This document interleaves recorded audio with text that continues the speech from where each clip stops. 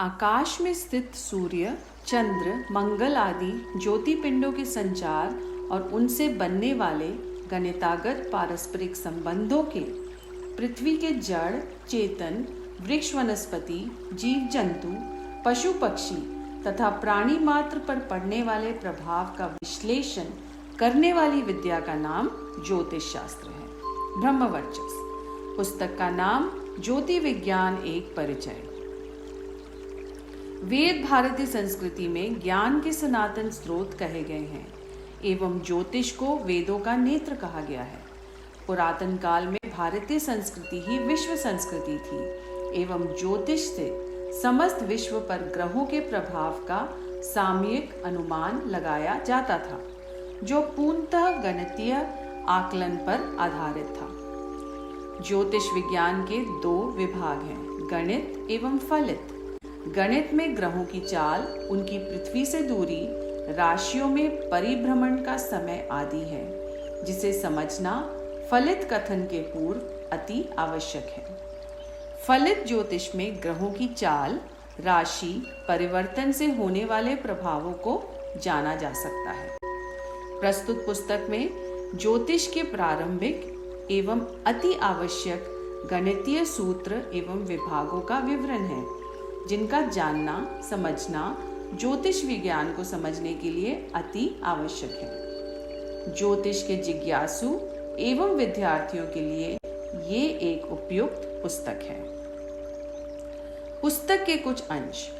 आकाश मंडल को भ्र चक्र भी कहते हैं। इसमें सभी ग्रह भ्रमण करते हैं। ज्योतिष शास्त्र में ग्रहों के बीच की दूरी नापने के लिए कोणात्मक अंशों का प्रयोग किया जाता है।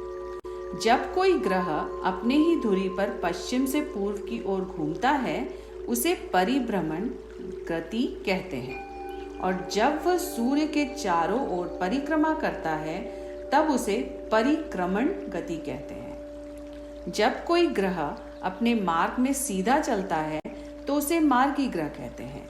सूर्य और चंद्र सदैव मार्गी रहते हैं। जब कोई ग्रह सीधी चाल से जाते जाते पीछे की ओर वापस लौट पड़ता है, तो उस ग्रह को वक्री ग्रह कहते हैं। राहु और केतु सदा वक्री गति से ही चलते हैं। सूर्य जब एक राशि अर्थात 30 अंश से आगे बढ़कर दूसरी राशि में प्रवेश करता है, तो उस गमन को संक्रांति कहते हैं। जिस चंद्र मास में सूर्य की संक्रांति नहीं होती है, उसे अधिक मास कहते हैं, तथा जिसमें 2 पक्षों में 2 संक्रांति होती है, उसे क्षय मास कहते हैं। चंद्र मास को 14-14 दिनों के 2 भागों में विभाजित किया गया है। ये दोनों भाग पक्ष कहलाते हैं। एक को कृष्ण पक्ष और दूसरे को शुक्ल पक्ष कहते हैं।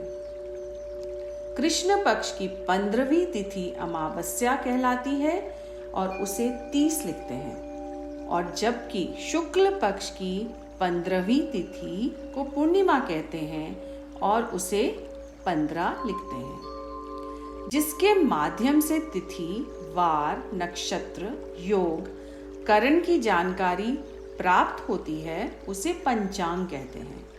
समय की गणना के लिए इसका निर्माण किया जाता है। किसी भी कार्य की सफलता के लिए शास्त्रकारों ने सुनिश्चित समय, सुनिश्चित घड़ी निर्धारित की है।